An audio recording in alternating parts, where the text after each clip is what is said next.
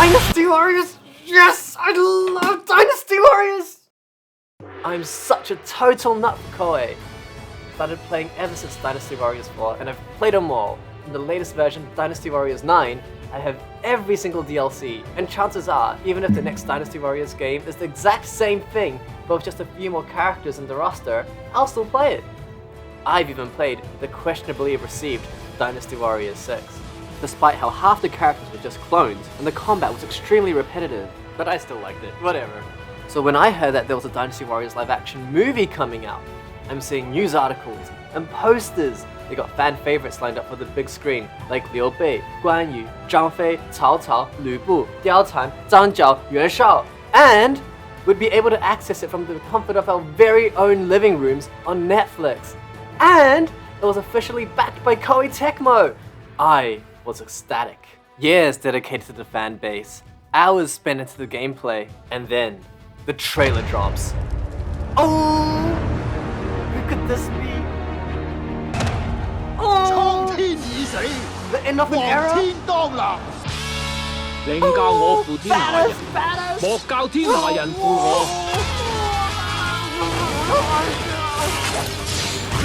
is my favorite game franchise! The hype was rising up just like my Muso gauge. I can't wait. I couldn't wait! July 2021.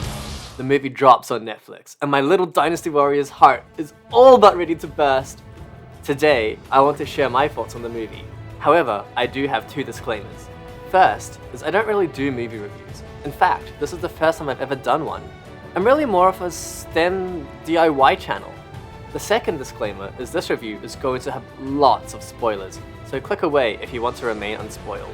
Although, you probably already know how the story is going to end since it literally happened hundreds of years ago. Now that the mandatory spoiler warning has been completed, I think it's time we begin.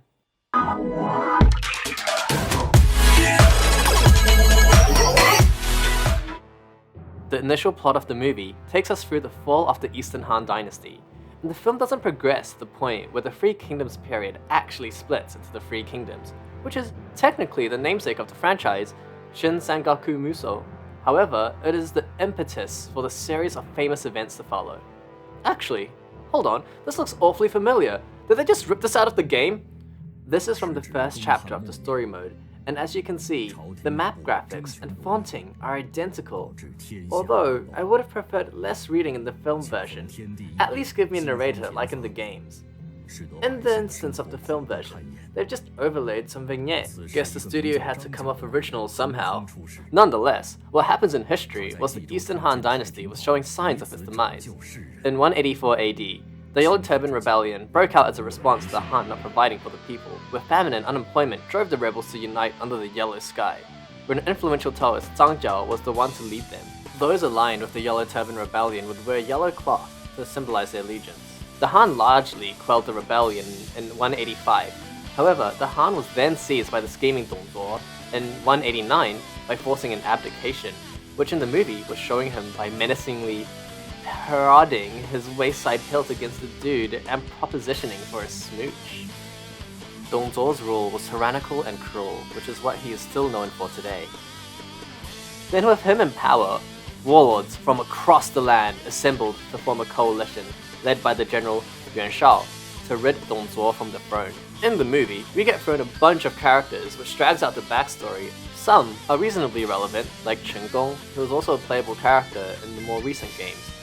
Although, in the grand scheme of things, Chen Gong's role to play was relatively insignificant relative to the influential heroes I'll be mentioning soon. But then there's some other randoms like Li Ru, more like Li Hu?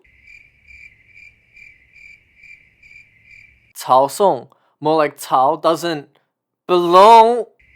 Wang Yuan, more like why aren't you in a different movie? If you find him in the game, you can even reject his request. Sometimes the movie diverges to an isolated side story that doesn't have any material consequences. For example, Lu Bo. Don't even have the guy in the Koei encyclopedia. He does have a lot of cabbages, so he's just the cabbage guy now. The whole point of him existing is so his Cao Cao can slay his family and then say his one-liner, 宁我负人，无人负我, which means I'd rather do wrong to others than allow them to do wrong to me. Then, everything changed once the Avatar attacked. Alright, now for the actual main characters. Throughout all this, we specifically back the heroes, the Peach Garden Oath brothers, who would later go on to found their kingdom of Shu. The Peach Garden Oath itself is one of the most beautiful and iconic moments for these brothers. It is here that they declare the brotherhood in the petal-coated garden. Even in the games, they are given the beauty of a blossoming peach garden, and every retelling brings me chills. To think of the honor and loyalty these legendary heroes had thousands of years ago. It's truly one of the most poetic highlights of the Three Kingdoms period. They promised to each other that despite how they were born on a different day of a different year, their oath will bind them to die on the same year, same month, and the same day. Give me a second, I have something in my eye. Liu Bei, the one to lead the Brotherhood, was a distant relative of the Han imperial family, although his day job was actually a shoe salesman. He is known for his kindness, and it was because of his resolve to protect his country. Thousands were inspired to support his cause. The second brother, Guan Yu, is probably the most famous figure of the Three Kingdoms. Known for his majestic beard, immense prowess on the battlefield, and command of his troops, he has even been dubbed the God of War. The third brother, Zhang Fei, often depicted as more rugged and paired with a blunt personality. He used to be a butcher, however, he is remembered for his ferocity and courage. All three go down in legend as symbols of loyalty. Truly profound and inspiring chapter. But in the film, my bros, we weren't born together, but we shall die together. Okay. Still, seeing them majestically ride into the battlefield with courage and determination, just yes. Well, we also get a young Cao Cao, who would lead the Kingdom of Wei. Cao Cao is known for his cunning and brilliance, although the Romance of the Three Kingdoms paints him as the villain who is cruel and suspicious, which is why we often see him portrayed with antagonistic qualities. Our headliner, final boss, Lu Bu, as well, who just does his own thing.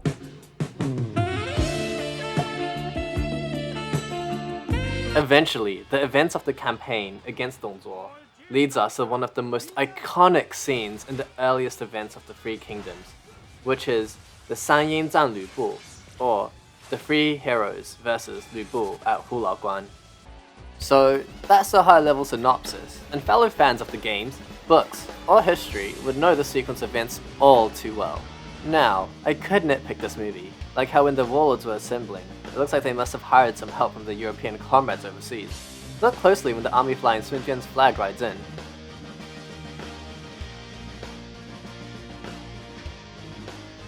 And then when it's time to show Cao Cao riding with his army, flying the Cao flag, it's the same Western background actors?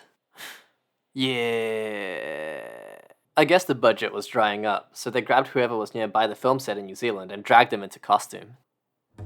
I could nitpick the redonkulous amount of dizzying shots, such as the non-stop panning when two characters are just trying to have a conversation, like when Chen Gong was an authority to put Cao Cao away for his attempted assassination of Dong Zhuo. Just saying, I'm no expert in filmmaking. Maybe it's just me, but my opinion on these extended conversations that drag out and consistently take the audience into a spiral is disorientating. Am I supposed to be impressed that the background is changing? I'll admit that I think that the film sets look amazing, but I don't need to keep cycling through to see the same wall a dozen times.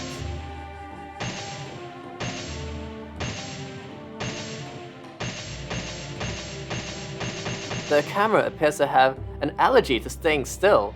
In fact, to finish this one conversation between these two, it takes 20 cuts of non-stop panning. Instead, I'll be discussing the points that matter to me the most as a fan, which are the portrayal of the iconic characters and their equipment, the events, and combat. The reasons these factors weigh up more for me is because those are the elements I'd be expecting to artifact from the game into the movie, since they're also the elements, as a player, I focused more on while in the game universe. Since I'm controlling the characters, I'm hoping they resemble the characters I grew up with. The weapons I've crafted and fought with, the mounts I've unlocked and stormed the battlefields with, the missions I've completed time and time again of the supercharged movesets that I've memorized. Which brings me to my first gripe, is who the is this? Master of the Sword Forge? What?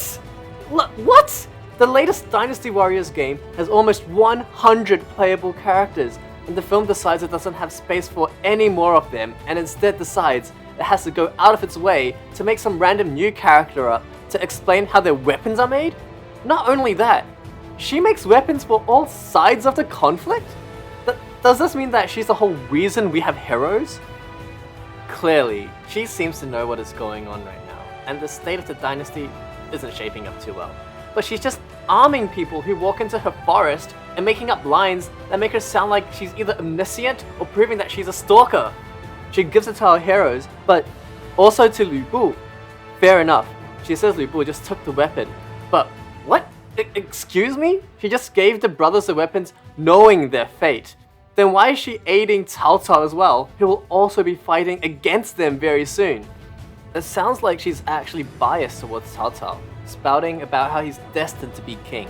But at this rate, why isn't everyone getting their weapons from her? You know who else ruled the kingdom? The Sun family of Wu? But apparently they weren't special enough to get a visit from the Sword Forge Master. You wanna know who really should have been here instead of her? Are the merchants who provided the materials, and the blacksmiths who crafted the weapons, which is historically what actually created the legendary weapons. I can't understand why the movie has to make it look like this random nobody who came out of nowhere is implied to be the reason the Eastern Han was rescued. We've briefly touched on this earlier, but while we're on the topic of characters, whenever a new character is introduced, only a few shots later, they're irrelevant already. Like, who's this kid? Emperor Liu Bian? Not anymore. Goodbye, we got a new kid. Bye-bye. Ding Yuan? Not anymore. Goodbye. Oh, shit. Ah, the cabbage guy. More like cabbage bye. Ah, I found a nice old man. Looks like him in the game. Cabbage bye! As you can probably tell by now, there are a few too many characters, particularly ones we don't really need to care about.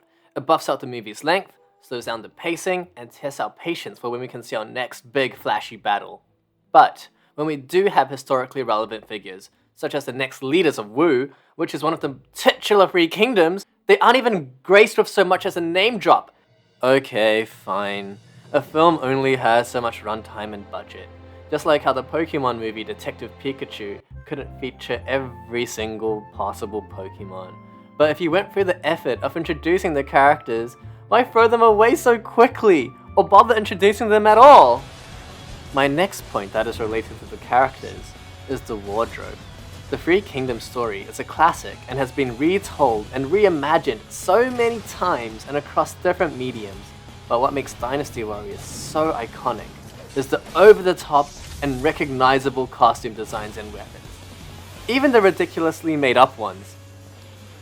Even Koei knows how marketable the costumes are for cosplays and DLCs, so surely the movie had room to do it right, right? Yeah. The film didn't do my man Zhang Zhuo much justice, but of all the yellow turbans, only Zhang Zhuo and Zhou Chang have unique character models in the game, and Zhou Chang has more of a story when he's aligned with Shu, so if we had a staple yellow turban, it'd have to be Zhang Zhuo. Which is probably why in the game, he is always just a little extra yellow and extra. His design is rather goofy, but holds a majestic, mystical appearance, which is to reflect his association with the Tao sect that he founded, which is reflected in all the designs he has had, even up to the latest rendition. The Zhang Zhuo in the movie, let's just say if Cardi B was around, she'd be in luck, cause we got a bucket and a mop. Yeah. Next up on the runway is Dong Zhuo. And okay, to be honest, this holds up really good in my book. Sure, it's not exactly what's in the games, but he's got the face of a bully and the threads of a guy who doesn't deserve it. In the games, he started off looking like a pirate who had scurvy and was a little bit curvy on the belly, but he mutates with time and becomes the ogre of comical proportions. So I'm okay with the film toning him down a little on this one. 不管别人怎么说，我才是真正的三国无双。 Just look how menacing he is in the Oops, wrong outfit. Look how menacing he is, imposing, tyrannical, maniacal. Perfect. Speaking of perfect, the film does have some wins.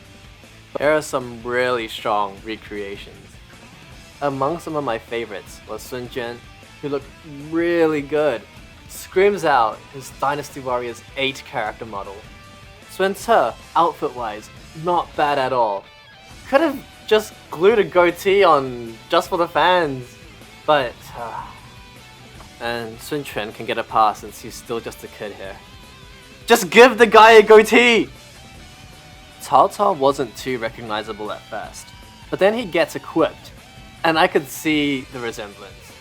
To me, what makes Cao Cao Cao Cao is his ice-cold stare, his menacing demeanor, and his amazingly groomed facial hair. Sure, slap on the armor, it screams Dynasty Warriors aesthetic, but something isn't quite right. But tell me, doesn't he look a bit more like Cao Xiu? Take a closer look.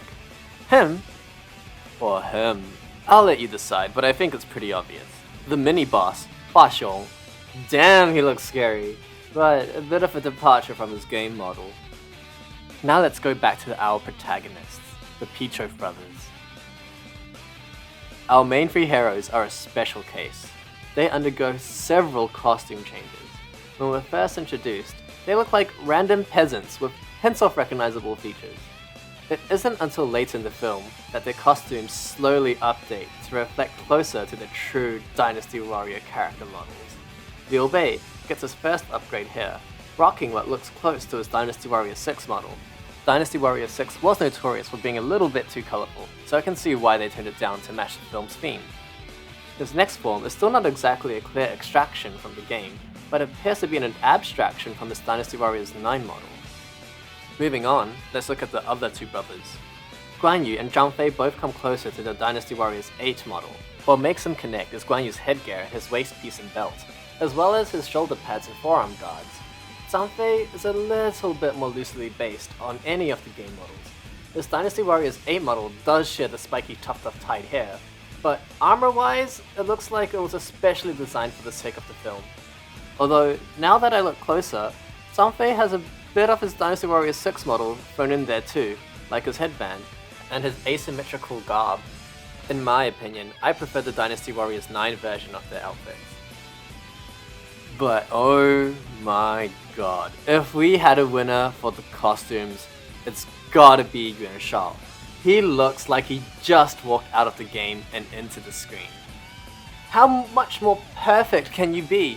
The casting, the costume, the arrogance. Lu Bu, the ultimate badass. Every time you see him on screen, it's time to run. Every time you hear this theme, you know not to pursue. Oh, run, it's Lu Bu! But the Boo Boo in this film, what's he up to? He's just watching women from a distance? Game. Movie. Game. Movie. Game.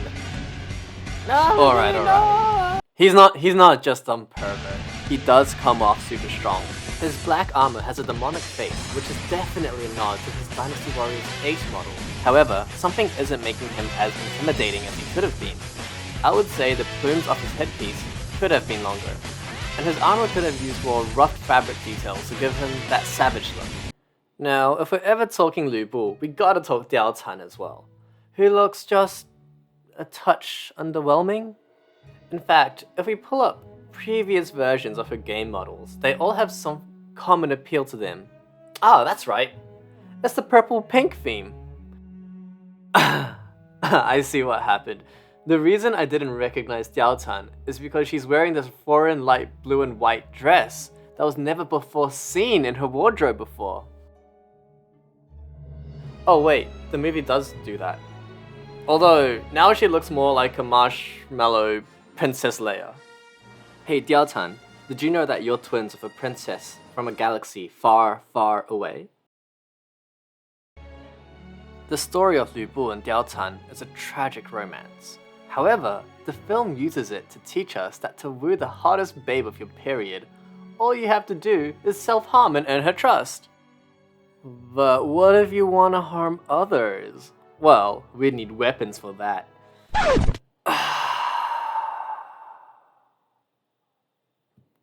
God, is this random sword fort master character ever gonna leave?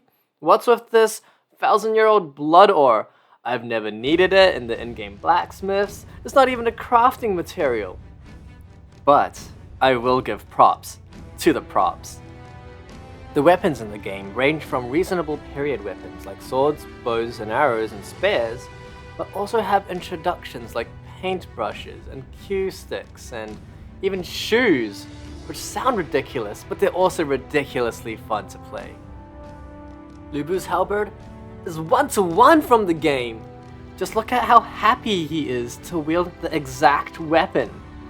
Zhang Zhuo's shaman rod, also not bad. You can tell the film was really proud of having created such elegantly crafted prop weapons, so they showcase the ones for as much screen time as they can. In Liu Bei and Cao Cao's duel, where they went out of their way to change costumes even. We're looking at Liu Bei's twin swords and Cao Cao's general sword. In my opinion, they could have been even more ornate with them, but I guess in a world of superpowered soldiers, the movie has to be realistic, right? Perhaps the weapon of the most historical fame is Guan Yu's Green Dragon Crescent Blade, and Zhang Fei's Serpent Spear, which showcases as a double vogue rather than the traditional single head. Sun Jin's 9-ring blade also looks stunning, although missed out on the opportunity to look more fantasy-like. And then suddenly, everyone becomes Chinese 4. Who even needs weapons when you're actually a Sith Lord? Force lightning! Although most weapons were amazing, some characters didn't do a good job of showing them off. Sun Ce, looking at you, bud. We only get to see a glimpse of what looks like a sword? Where are your iconic tonfa? Just do it for the fans! So, weapons had a varying degree of success. But let's look at the mounts. Horses are a big part of Dynasty Warriors, and we get a good amount of equestrian action, like Cao Cao's escape from Luoyang while being pursued by Lü Bu. The game features absurd stunts on their mounts. Cao Cao's black steed, Ying, or Shadow Runner, gets a good feature. Then we get the Crimson Steed, the Blazing Beast, red hair. He comes whenever you summon him, which is pretty crazy. Not like that could happen in real life, right? But in game, here I am in Mount Wutai. No horse in sight. Oh. Okay, I've traveled all the way to Mount Henshanxi. I think I'm alone. Oh my god. Okay. I ran all the way to Jiuzaigo, finally on my own. Holy... Okay, so the horse summoning is a little nonsensical. But then we get fast and furious, galloping atop rooftops. You can't do that in the game, right? Right? Well, I'll be.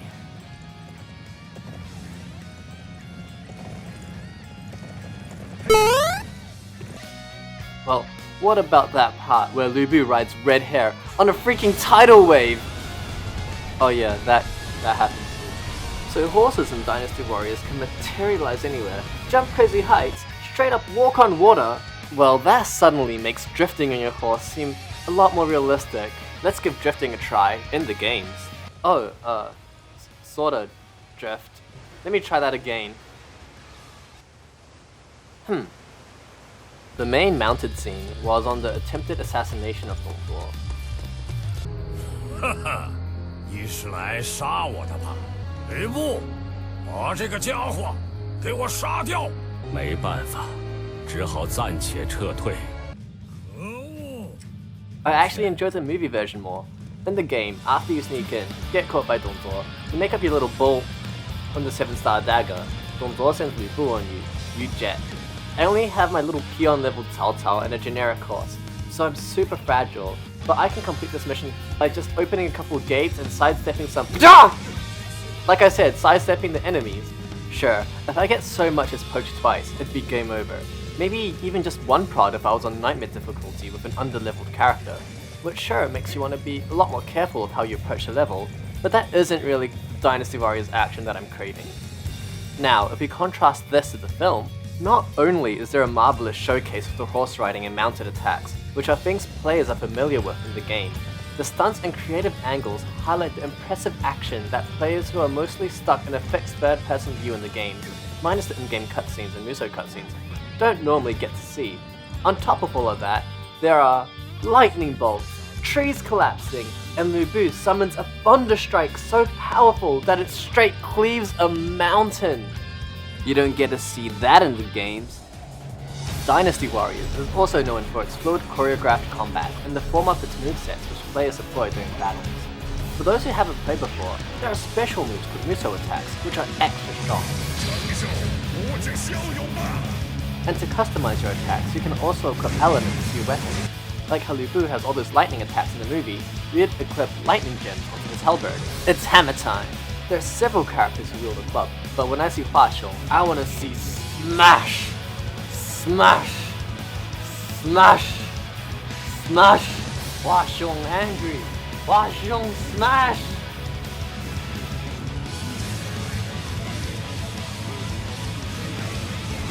In the film, right off the bat, he loses the big, hulking club. He's also not as bulky and lumbering, but comes off agile and nimble with his flips and tricks. Almost like they're completely separate characters. Let's look at the main heroes then, starting with Liu Bei, Guan Yu, and then Zhang Fei.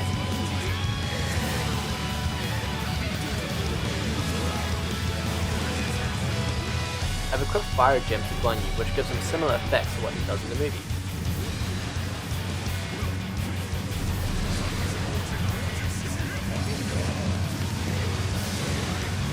Similarly, I've equipped Zhang Fei with wind gems to mirror his movie effects as well.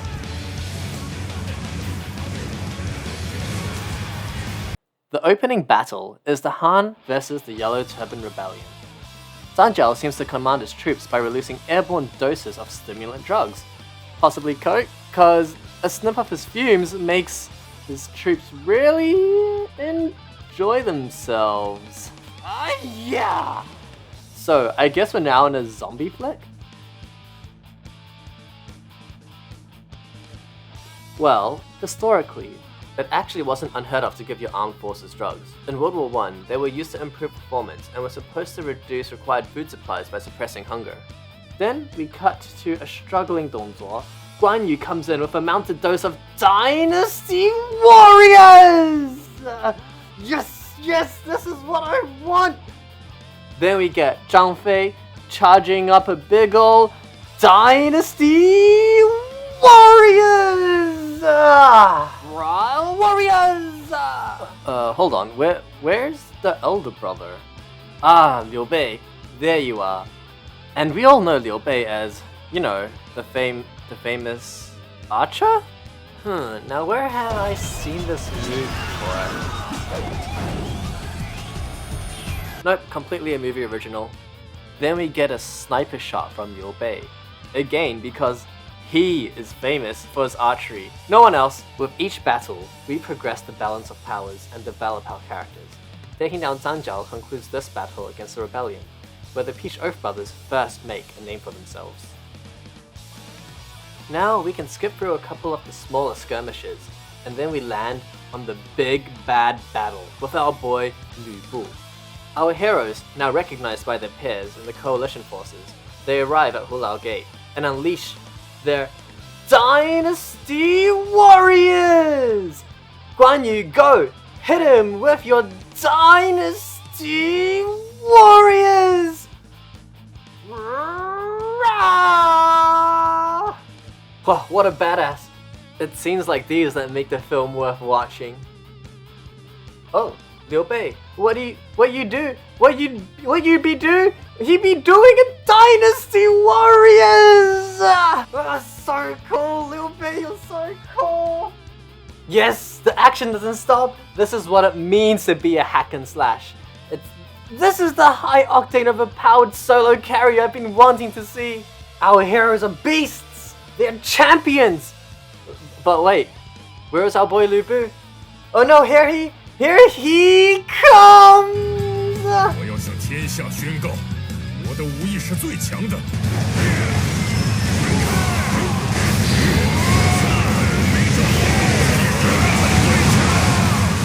Oh no, Lu Bu! He hacked the game and abused the lightning element to chain his attack to a cluster! Probably getting close to hitting that sweet 1000 KO so he could announce that he is the true Dynasty Warrior. 我才是真正的三国无双。 This is where all the budget went. The eye candy, the spectacular symphony of insane high octane combo moves, bodies dropping in letters, and I'm feeling like I'm actually playing the game. Now here we see a callback. The movie is giving us some sweet nostalgia to some of the more primitive graphics that we've seen in very early games. And now we're in a cross between a Michael Bay and a Wushu movie. And this is a map I haven't seen before. I guess this is an actual movie exclusive original. Now everyone's in some sort of pit. It's 3-on-1, and yet Lu Bu is not only holding his own, but he's actually winning, despite the extreme strength of all three brothers combined, firing off their combos on top of combos, and yet it still seems hopeless. Lu Bu must have acquired the X2 attack and X2 defense buffs. The choreography in these scenes are so creative, and the special effects arguably even top what's in some of the games, since you can't really do much with water as an element since it's not an available gem to equip. Although ice is available as a gem, you can't quite make these long slicing whips of water. The film also does something interesting here. They fuse Guan Yu's fire and Liu Bei's water attack together, but will they just cancel out or make steam? I'm not sure what they were gonna hit them with, but clearly it wasn't enough to take him down. So how are they gonna win?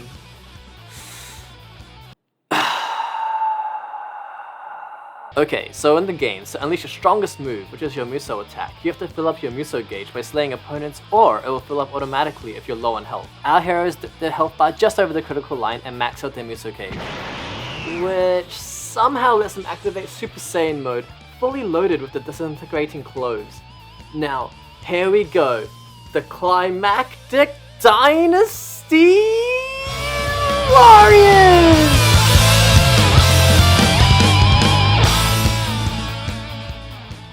I'd like to also mention some scene highlights, like the parkour that was completely original. Okay, at least the use of parkour was tasteful and not excessively overdone. Fine.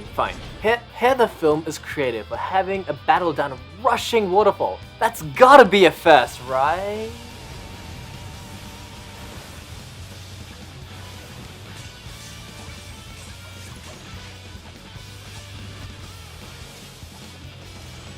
Okay, you know what's never been done before? Fighting off opponents while you're being dragged by the tail of your horse. How about we just move on? Let's look at Cao Cao.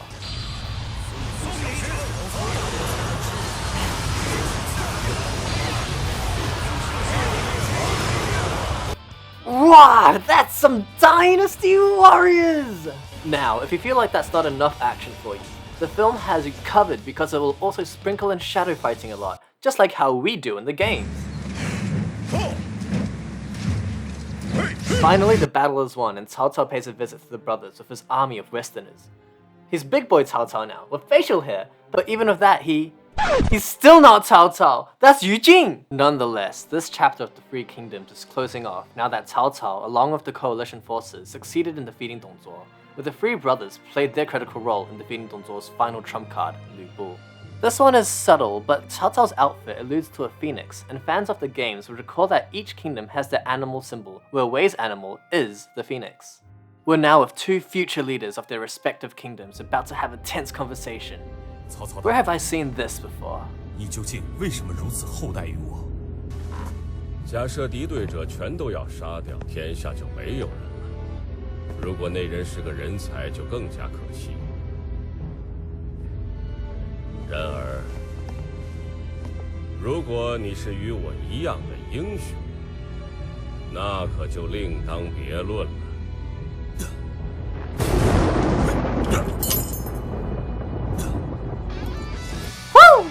That was a journey, and we just had our very first Dynasty Warriors movie. As a fan, I was looking forward to this from the very start, and there's even a subtle nod to a sequel. Gotta say, if there was a continuation, just like the games, I'd still watch it, just for the action scenes alone. To tie off the review, I'm going to summarize my final thoughts. Dynasty Warriors is a very special game franchise to me, because it's one of the franchises I grew up with. So I saw the game, the characters, the stories develop, saw it go through its ups and downs, and stuck through it all. I loved playing Dynasty Warriors because of how powerful you feel when you press one button and send dozens of foot soldiers flying. And then you can interact with historical characters on the battlefield, trying out crazy weapons and fighting fictional battles. It all took me away to a universe that was exciting and empowering. I'm really looking forward to what Dynasty Warriors 10 can come up with, but until that release, we have this movie to tide us over. Now, the movie, I'll admit, missed out on a lot of potential. For starters, it didn't prioritize key plots and characters, and branched off too often with disposable peripheral side plots and insignificant characters. Although perhaps somewhat true to the romance of the Three Kingdoms, or even historically, just because you have it as an option doesn't mean you have to cram all of those stories in. It slowed down the pacing of the film, when the Three Kingdoms period is already incredibly dense with narratives. Now, speaking as a fan, I was hoping to see the best cosplay for the film. And sure, there were several fantastic recreations, like the costumes on Yuan Shao and Sun Jian, but Sun Ce, why? This movie's niche is probably the existing Dynasty Warriors fan base. So why? Why not just give us what we want? Give Sun Ce his goatee. The props were largely good. Why couldn't the film just spend a little bit more effort to make him look a little bit more like the in-game model? It's just a goatee! Story-wise, I thought it was decent. However, I can see it being a little hard to follow for someone who is completely fresh to the material. If I could edit the movie, the first thing I'd do is swap out the side arcs and replace that runtime with the Peach Garden Oath. To me, that would have made a huge difference in how invested I would have been for the Three Brothers story. If there is a sequel, what can be done is a flashback sequence which would fill the gap. Additionally, I wouldn't let Cao Cao have an identity crisis based on how he looks. Out of all two looks that he carries in the film, both of them allude to other characters instead of himself. Fortunately, since we're going chronologically, if there's a sequel, we can show Cao Cao grow into the more mature form. The same can't be done retrospectively for Zhang Zhuo Hua Xiong since their relevance is already over. Less relevant to my previous coverage, but Diao Can's arc was also rather low stakes. I didn't think it was told very well. She was just introduced as some random girl, Lu Bu finds her, and then she turns into a Star Wars knockoff. I get why she had to be in the film, because marketing, but all she ended up being was a deus machina for Lu Bu's retreat at Hulao Gate, but her own story didn't really conclude. In the Romance of the Three Kingdoms, that's kinda where her main arc was, so if the sequel were to go ahead, it'd be extra hard to fit her in. She'd kind of be more of a tag-along character of Lu Bu, rather than her own character. If I were to get into my nitpickiness, I'd probably cast a more appropriate background cast for a sequel. A challenge I foresee for the coming movies would be the increasingly larger roster of relevant characters, and how to balance them all together.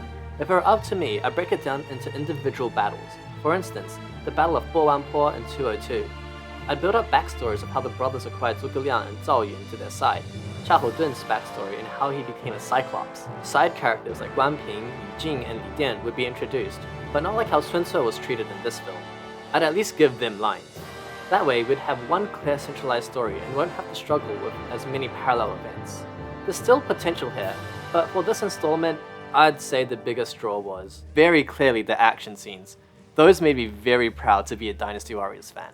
But what peeved me off was whoever this is. So I'm gonna have to give this film the 5 out of 10. If she wasn't in the film, however, it would have been a 7, which was mainly driven by the characters that did suit the game models, the detailed prop work, and the battles that led to the final victory and the fall of Dong Zhuo. Wait, the movie's over, and they're still introducing characters?